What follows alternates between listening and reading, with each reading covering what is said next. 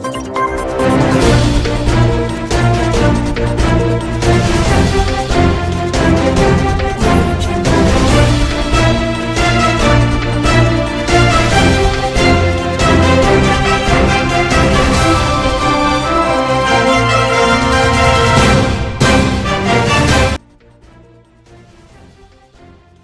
acteurs de l'école malienne ont été reçus à la primature par le chef du gouvernement. Lors de l'audience, la gestion de l'école a été abordée. Le ministre de la Défense et des anciens combattants a participé à la 11e conférence de Moscou sur la sécurité internationale.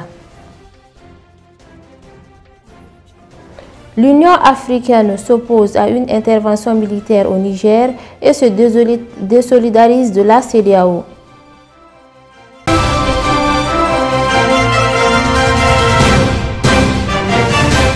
Merci de nous rester fidèles. Mesdames et messieurs, bonsoir et bienvenue dans cette édition.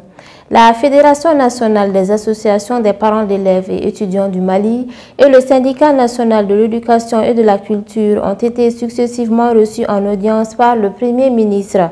La FENAPIM a expliqué au chef du gouvernement les difficultés auxquelles elle fait face. Quant au SNEC, il a exprimé ses préoccupations sur la gestion de l'école et aussi de ses militants. La première délégation introduite chez le Premier ministre était celle de la FENAPIM, venue exposer au chef du gouvernement ses difficultés, notamment la suspension depuis 3 ans de la subvention d'environ 6,2 millions de francs CFA que l'État accordait à la fédération, mais aussi le besoin de réhabilitation de son siège et l'organisation du congrès de la FENAPIM. Il est bon de préciser que le regroupement n'a pas tenu des assises depuis plus d'une décennie, alors que le congrès statuaire doit se tenir dans tous les 5 ans. Yacouba Coulibaly et ses collègues ont aussi brossé les réalisations de leur organisation, parmi lesquelles on peut citer la création de 30 185 salles de classe, le décrochage de l'association des élèves et étudiants du Mali, du cycle fondamental, l'élaboration d'une charte des parents d'élèves. Ils ont invité le Premier ministre à s'inscrire dans l'accompagnement. Aidez-nous à vous aider, ont-ils lancé. En retour, le Premier ministre a félicité les membres de la FENAPIM pour tout ce qu'ils ont fait pour notre pays. Dr Choguel Kokalamaïga s'est dit surpris par le tableau peint sur la situation de la fédération. Il a promis non seulement de débloquer la situation, mais surtout de l'augmenter à 10 millions de francs CFA. Le chef du gouvernement a aussi donné des assurances sur la tenue du congrès de la fédération et la réfection de son siège. Il convient de rappeler que la FENAPIM a vu le jour au lendemain de l'indépendance du Mali. Cette audience s'est déroulée en présence des ministres de l'Éducation nationale Amadou Sy Savané, de l'enseignement supérieur et de la recherche scientifique Bourema Kansai et de leurs collègues du travail, de la fonction publique et du dialogue social Fassoum Coulibaly. Quant à la délégation du SNEC, elle aussi était venue parler au Premier ministre de ses préoccupations sur le secteur de l'éducation, lesquelles ont trait à la réintégration des enseignants des écoles communautaires, la menace et l'humiliation quotidienne des militants de leur organisation syndicale par certains directeurs des centres d'animation pédagogique. Nous sommes écartés de tout pratiquement, notamment de la correction et de la surveillance, a déclaré le Ségal du SNEC au terme de la rencontre. Moustapha Guité s'est ensuite empressé de rappeler qu'en 2021, seul son regroupement syndical et d'autres enseignants des écoles privées ont accepté de façon patriotique de surveiller et corriger les examens de fin d'année. Toutefois, il s'est dit sorti de la rencontre avec le chef du gouvernement satisfait. D'après lui, les instructions ont été données pour qu'ensemble on puisse examiner les problèmes et trouver les solutions adéquates. Les responsables du SNEC ont également évoqué les actions qu'ils mènent dans le cadre de la lutte contre le travail des enfants et de la formation en tactique de discipline. Cette audience s'est déroulée en présence du ministre du Travail, de la fonction publique et du dialogue social Fassoum Coulibaly. Le ministre de la Défense et des anciens combattants a pris part à la 11e conférence de Moscou sur la sécurité internationale. Cette rencontre atteste de l'importance stratégique de la sécurité en Afrique et particulièrement au Sahel pour un monde sécurisé.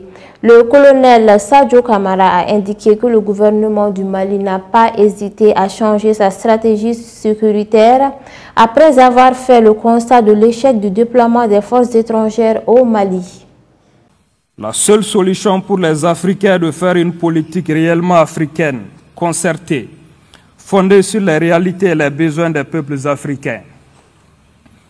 Cela nous demande d'avoir le courage de défendre nos intérêts, surtout lorsque ceux-ci sont opposés aux intérêts des puissances extérieures à l'Afrique. Si la sécurité de nos populations est une priorité, nous devons consentir l'effort financier nécessaire sans entendre l'impulsion des bailleurs de fonds. C'est le choix qu'a fait le Mali, malgré ses ressources limitées.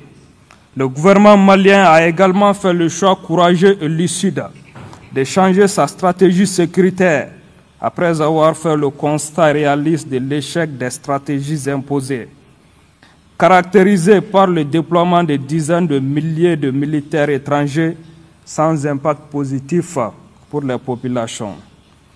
Notre peuple a décidé de reprendre son destin en main et de construire son autonomie avec des partenaires plus fiables, plus sincères, dont les intérêts sont transparents et clairement exprimés dans le cadre d'une relation gagnant-gagnant.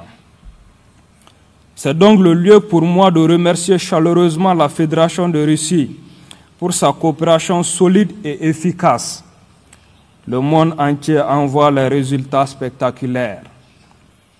Les progrès dans le domaine sécuritaire ont permis de faire progresser le processus de refondation de l'État avec l'adoption de la nouvelle constitution par 97% des Maliens et des élections prévues dans quelques mois pour mettre fin à la transition.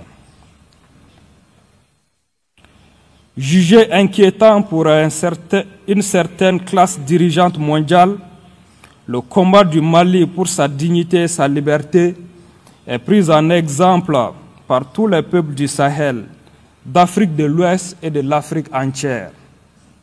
Pour conclure, ce que le Mali a fait à sa modeste échelle, les pays africains peuvent le faire en grand, ensemble. Nul ne pourra y résister, ni de l'intérieur, ni de l'extérieur.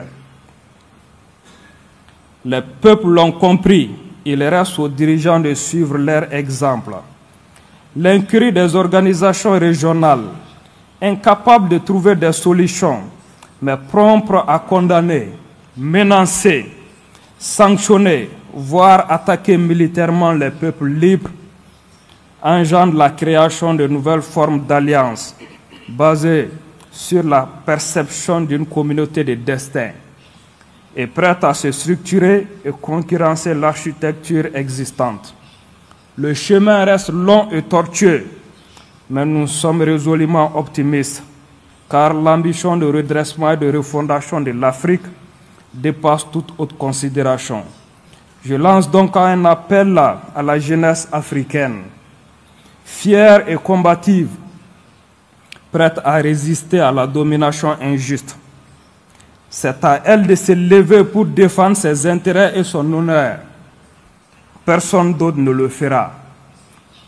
C'est une responsabilité générationnelle. L'invocation d'Allah, autrement appelée le zikr, est une pratique courante chez les musulmans. Il se fait grâce au chapelet. Actuellement, la tendance est au chapelet électronique simple ou sophistiqué.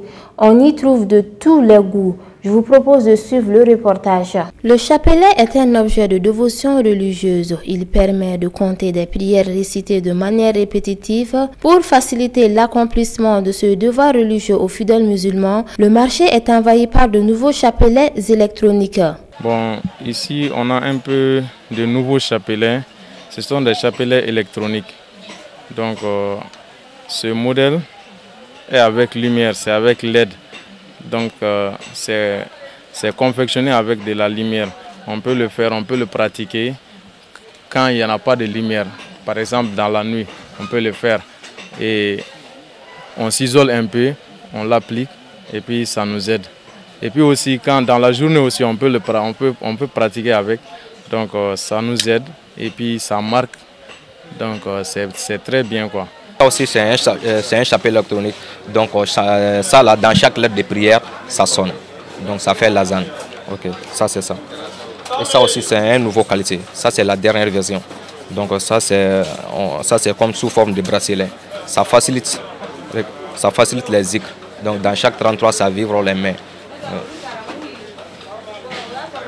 Bon, et ça là aussi, c'est une autre qualité. Mais tous les prix sont légers, effectivement. Ouais. Bon, c'est ce modèle qui est l'ancien. Il y en a du nouveau encore. À partir de 100, ça alerte.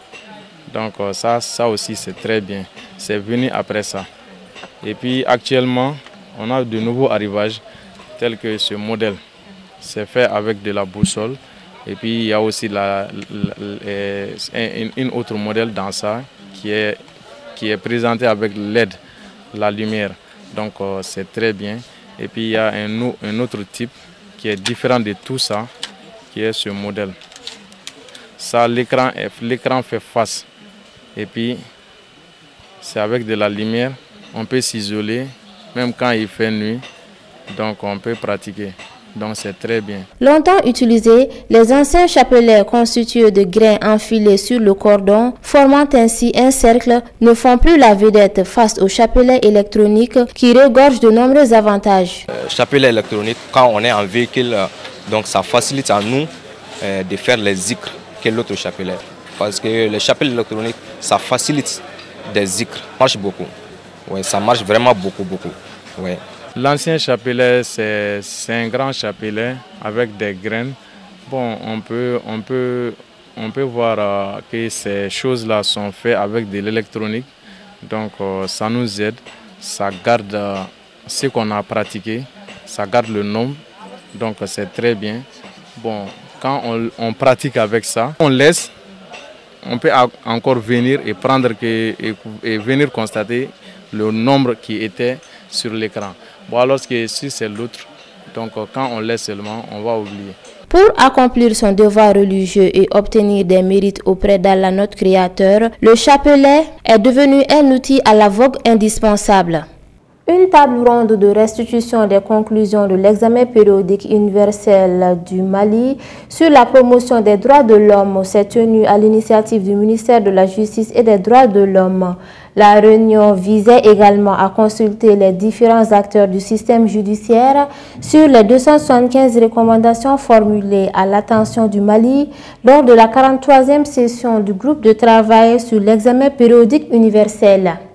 Le ministre de tutelle Mahamadou Kassogé a présidé la cérémonie d'ouverture en présence de nombreux invités. Selon le ministre de la Justice et des Droits de l'Homme, cette rencontre vise d'une part à restituer les conclusions de l'EPU et d'autre part à consulter les acteurs étatiques et non étatiques sur les 275 recommandations formulées à l'attention de notre pays. Cela a souligné Mahamadou Kassogé dans le cadre de son rapport additif prévu pour être discuté et adopté au niveau du groupe de travail institué à cet effet devant le Conseil des droits de l'homme des Nations Unies à Genève courant la période allant de septembre à octobre 2023. Le garde des Sceaux a rappelé que le Mali a participé avec brio au 4e cycle de cet examen qui est un important processus d'évaluation placé sous les auspices du Conseil des droits de l'homme des Nations Unies. Il consistait à passer en revue les réalisations de l'ensemble des États membres des Nations Unies dans le domaine des droits de l'homme. À cette occasion, a fait savoir Mahamadou Kassogé, notre pays a fourni les informations nécessaires sur les dispositifs à la fois institutionnels et normatifs mis en place,